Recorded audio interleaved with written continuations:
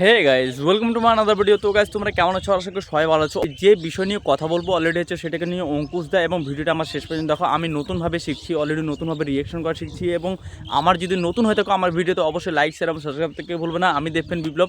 তো অঙ্কুশ দা সে লাইভে এসে কি বললো আমাদের সামনে সেটাকে নিয়ে কথা বলবো। তো অঙ্কুশ দা একটা লাইভ করেছে, সে লাইভে বলছে অলরেডি তোমরা যে নারী চরিত্রে বেজায় জটিল সিনেমাটা যে না দেখে থাকো অবশ্যই তোমরা দেখো, এবং সে যে কাট আউট পোস্টারকে নিয়ে সেটাকে নিয়ে তো অলরেডি সে কিছু বলেনি অবশ্য, কিন্তু তারও যে অঙ্কুশদার যে নেক্সট যে ধরনের যে কাজ, সে বলছে যে আমাদের কাছে যে আমি কিন্তু স্পট বলছি কর্পোরেট বুকিং এবং অন্যান্য যেগুলো যারা এই ধরনের কাজ করে থাকে, কিন্তু সেই ধরনের করার আমার কোনো মানে আর কি সেই ক্ষমতাটা নেই। আমার কাছে যে পয়সা ছিল সেই পয়সা অলরেডি আমি এই সিনেমাতে লাগিয়ে দিয়েছি, এবং এই যে কর্পোরেট বুকিং এই ধরনের করে যে মানুষের সামনে যে একটা আলাদা একটা বিভ্রান্ত যে না এই যে মানুষ টিকিট কাটছে আমি যাই সিনেমা দেখতে যাই, সেটাকে নিয়ে অঙ্কুশদা খুব ভালো করে বলেছে আমার সেইটুকু করার সামর্থ্য নেই নিজের। এবং সব সময় কি আমরা বাংলা সিনেমা অলরেডি যে ধরনের সিনেমা দেখি, এবং থিয়েটারে তোমরা অলরেডি নারী চরিত্রে বেজায় জটিল সিনেমাটা অলরেডি রিলিজ হয়েছে, সেটাই তোমরা দেখো এবং সেখানে তোমরা তোমাদের পার্সোনাল ওপিনিয়ন তোমরা জানাও,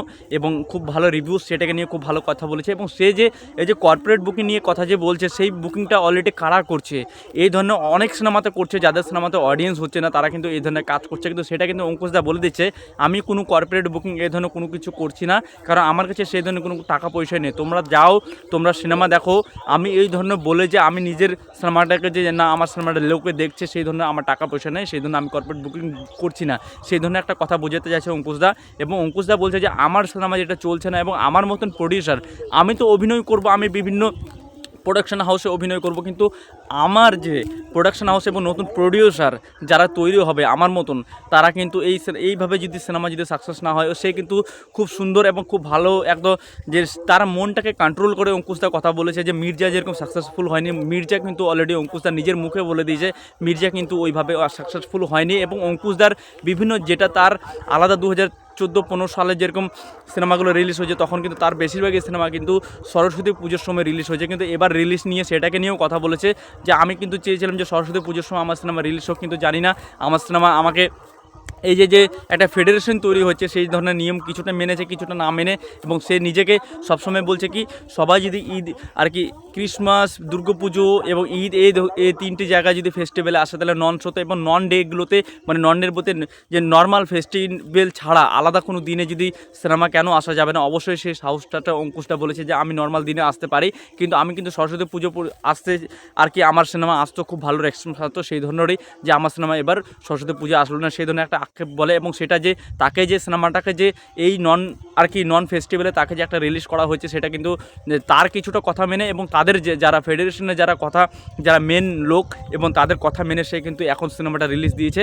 এবং সে কিন্তু ফেস্টিভ্যালে কোনো যে সরস্বতী পুজো যে রিলিজ দিতে পারতো সেটা কিন্তু হয়নি। অঙ্কুশদা কিন্তু এখানে স্পষ্ট যে ক্লিয়ার করে দিয়েছে যে তার সিনেমা কিন্তু অলরেডি ক্রিসমাসে আসার কথা অলরেডি ছিল, তার কথা শুনে বুঝতে পাওয়া যাচ্ছে তাকে কিন্তু ক্রিসমাসে আসতে দেওয়া হয়নি, তাকে কিন্তু এই যে এখন আসতে দেওয়া হচ্ছে। এবং তাকে এইভাবে যে পিছনে ঠেলে দেওয়া, এবং অঙ্কুশদা আমাদেরকে যে স্টার একটা আমাদের যে নর্মালি এই ধরনের একটা প্রডিউসার হাতে গুলো কয়েকটি প্রডিউসার উঠে আসছে, কিন্তু এই যে SBF সুরিন্দর এরা তো কোনো কিছু না, যারা নায়করা যারা প্রডিউসার হচ্ছে, যারা নতুন আর কি প্রোডাকশন হাউস খুলছে, তারা কিন্তু সবসময় নতুনত্ব করার চেষ্টা করে। যারা এই যে বড় বড় এই ভেঞ্চার্সগুলো আছে তারা কিন্তু একদম না, তাদের কী ধরনের সিনেমা বানায় তোমরা অলরেডি দেখে নিচ্ছ।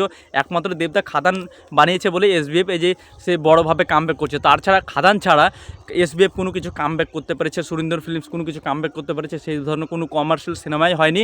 সেই জন্যই বলি যে অঙ্কুশদাকে সবাই সাপোর্ট করো, অঙ্কুশদার নারী চরিত্রে বেজায় জটিল সিনেমাটা অলরেডি দেখো। অঙ্কুশদা খুব ভালো একটা কথা বলেছে, সেই একটা আক্ষেপ প্রকাশ করেছে যে আমি এই ধরনের কর্পোরেট বুকিং আমার সেই ধরনের টাকা পয়সা নেই যে আমি যে এই ধরনের বুকিং করব। অবশ্যই তোমরা দেখো সিনেমাটা, অলরেডি আমার সিনেমা পুজো তো আসলো না এবং ক্রিসমাসেও তো আসলো না, সেই সিনেমাটা অলরেডি ফার্স্ট আর কি 9 জানুয়ারিতে আসছে, এবং এই সিনেমাটা অলরেডি আমাদের সরস্বতী পুজো পর্যন্ত এই সিনেমাটা চলতে দেওয়া হবে এবং শো থাকবে। এবং এতদূর শো থাকবে কিনা জানি না, অঙ্কুশদা খুব ভালো কথা বলেছে যে এতদূর শো থাকবে কিনা জানি না, সে আক্ষেপে বলছে কিন্তু তাও তারও মনের দুঃখেতে বলছে।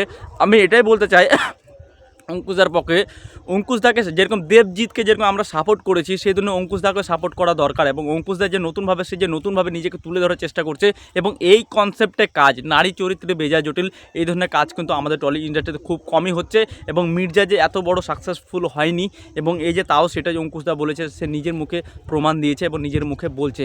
এবং এটাই তোমাদেরকে বলবো যে তোমরা যদি কোনো জায়গায় তোমরা যদি এই লাইভটা না দেখে থাকো অবশ্যই তোমরা অঙ্কুশদার এই আর কি তোমরা ফেসবুক এবং আর কি তোমাদের ইউটিউবে তো ওই অঙ্কুশদার ইউটিউবে যাও তো অবশ্যই তোমরা সেখানে দেখতে পাবে অঙ্কুশদা খুব ভালো ভালো কথা বলেছে এবং তার আক্ষেপ প্রকাশ করেছে সেখানে। এবং আমি নার্ভাস ফিল করছি এবং ঠান্ডার জন্য মুখটাতে ঠিকভাবে কথা বেরোচ্ছে না, কথাগুলো ঠিক আটকে যাচ্ছে।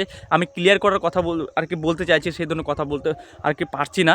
এবং এটা বলে দিই যে অঙ্কুশদা যে এই ভিডিওটা করাটা মানে কি তোমরা কিছু বুঝতে পারলে? আমি আরেকবার বলছি, অঙ্কুশদা এখানেই প্রমাণ করাতে চাইছে নিজেকে যে আমি সব টাকা আমার নিজের মুভিতে লাগিয়ে দিয়েছি এবং আমি যে কর্পোরেট বুকিং করব সেই সামর্থ্যটা আমার কাছে নেই।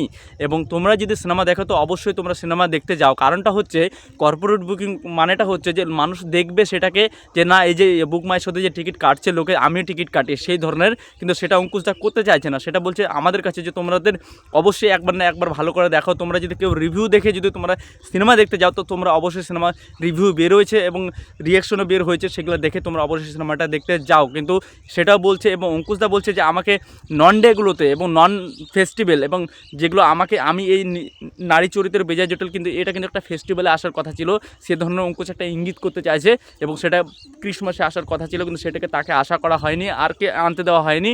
এবং তাকে যে এই ফেডারেশনের মাধ্যমে যে আটকানোর চেষ্টা করা হলো এবং এই যে বড় বড় প্রোডাকশন হাউসগুলো তাকে যে একটা আটকানোর চেষ্টা এবং তাকে যে সেই যে বলছে যে আমি সবাই তো খালি ফেস্টিভ্যাল ছাড়া সিনেমা করি এবং ফেস্টিভ্যাল সহ তারা সিনেমাটা রিলিজ দিচ্ছে কিন্তু নন ফেস্টিভ্যালে কেউ রিলিজ দিচ্ছে না। সেই অঙ্কুশদা একটা সাহস করে রিলিজ করেছে এবং সেই সাহসটা আমাদের জন্য দেখিয়েছে এবং অঙ্কুশদা খুব ভালো প্রমোশন করেছে এবং এই ধরনের কনসেপ্ট কিন্তু আমাদের ফার্স্ট টাইম হচ্ছে।